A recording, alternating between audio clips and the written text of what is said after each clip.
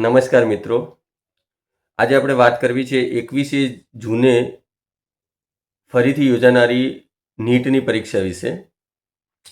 તો આજે આપણે મેઇટી જે ministry of electronics and information technology department અને I4C Indian cyber crime and coordination centre જે છે ગૃહ મંત્રાલય દ્વારા સંચાલિત આ સંસ્થાઓએ જે ટેલિગ્રામ ચેનલ છે એને 22 જૂન સુધી પ્રતિબંધિત કરી છે અને 30 જૂન સુધી એની અંદર એડિટિંગની જે ફ્યુચર્સ છે એને પણ ડિસેબલ કર્યું છે.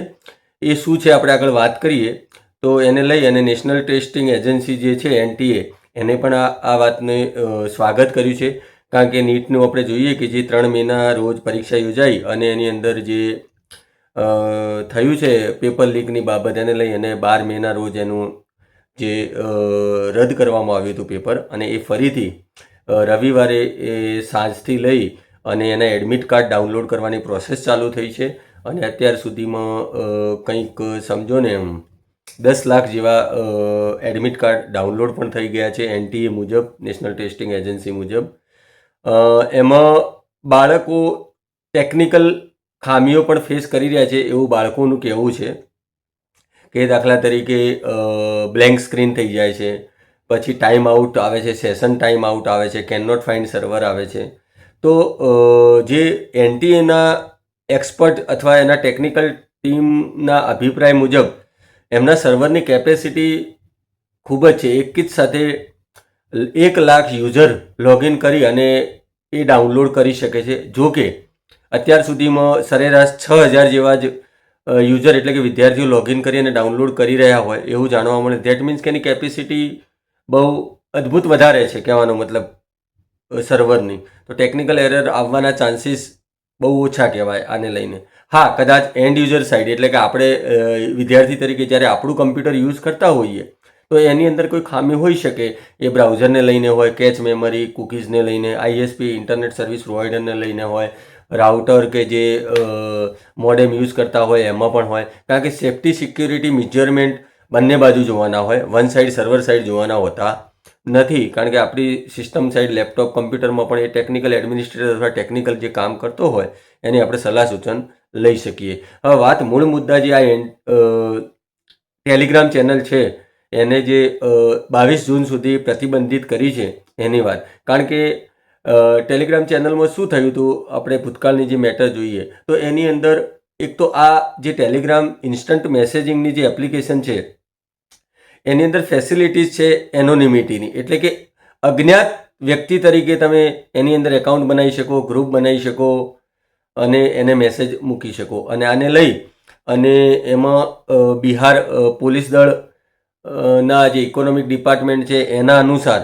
અને ગુજરાત સાયબર ક્રાઇમે પણ એવા એકાઉન્ટ પકડ્યા હતા કે તેમને શું કર્યું હતું કે ટેલિગ્રામ મેસેન્જરની અંદર એક એડિટિંગ ફેસિલિટી આવે. એડિટિંગ એટલે સપોઝ કે હું આજની તારીખે કોઈ PDF ડોક્યુમેન્ટ અથવા મેસેજ લખું છું, એ ડોક્યુમેન્ટને આજની તારીખે લખ્યા પછી હું 2 દિવસ, 5 દિવસ, 7 દિવસ અથવા 10 દિવસ પછી એ જ ડોક્યુમેન્ટ હું એડિટ કરી શકું છું. એ PDF કે ડોક્યુમેન્ટ કોઈ પણ પ્રકારનું, અને એ એડિટ કરી અને એની જગ્યાએ બીજું PDF અથવા એની અંદર સુધારા વધારા હું કરી અને એને એડિટિંગ ફીચર્સના કારણે એને મૂકી શકું છું.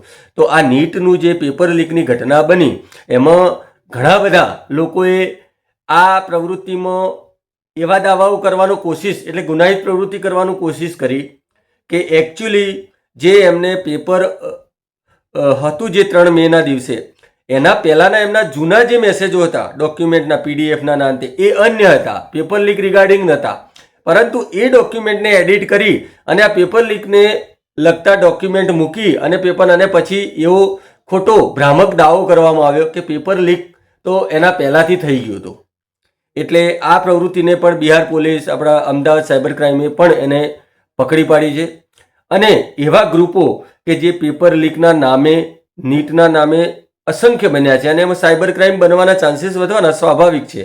તો સાયબર ક્રાઇમ જે છેતરપિંડી કરનારા જે લોકો છે એ એક્ટિવ થશે અને આવા ગ્રુપો બનાવશે અને વાલીઓ ઉમેદવારને પેપર લીકને લગતી માહિતી આપી અને હજારો લાખો રૂપિયા આ રીતે પડાવી અને છેતરપિંડી કરવાનો પ્રયત્ન કરશે. પરંતુ NTA જે છે નેશનલ ટેસ્ટિંગ એજન્સી એને કહ્યું છે કે આવી કોઈ ભ્રામક અને છેતરપિંડીવાળી વાતોમાં કોઈ પણ માતા પિતાએ કે વિદ્યાર્થી આવવાની જરૂર નથી. અને આવું કંઈ તમારા ધ્યાનમાં આવે તો તમે તાત્કાલિક 1930 ઉપર કોલ કરી શકો છો. cybercrime.gov.in જે પોર્ટલ છે એને પણ જાણ કરી શકો છો. તો આને લઈ અને જે ટેલિગ્રામની જે ફેસિલિટીઝ જે મળે છે એમાં એન્ડ ટુ એન્ડ એન્ક્રિપ્શનની ફેસિલિટી છે. પછી એની અંદર તમે જોઈએ તો શું કહેવાય એનોનિમિટીની ફેસિલિટી છે.